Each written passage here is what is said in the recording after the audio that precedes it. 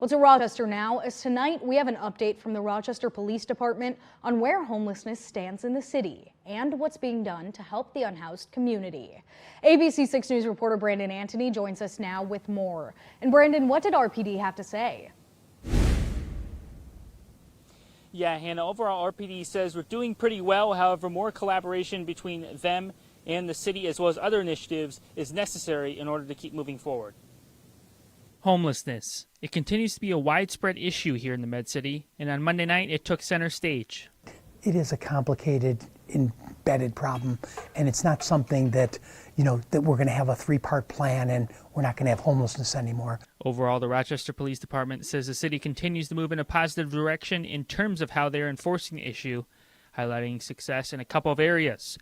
One of those was with the camping ordinance that was put in place back in 2024, which prohibited camping on public property, something that RPD and city officials say has gone a long way towards helping people get back on their feet. They're not driving arrests. We're not rounding up people who are camping, but it gives the police the authority to go and say, let's work on something. Let's get you to a better place.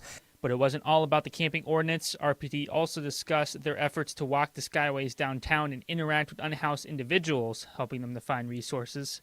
In fact, RPD says that they have spent around 760 hours connecting with the homeless population in Rochester in general as of May 2026. These are messy. These lives of these individuals are messy, and it's not just as simple as placing them into housing. It's ensuring that they have substance abuse treatment. They have the resources necessary to get into mental health help.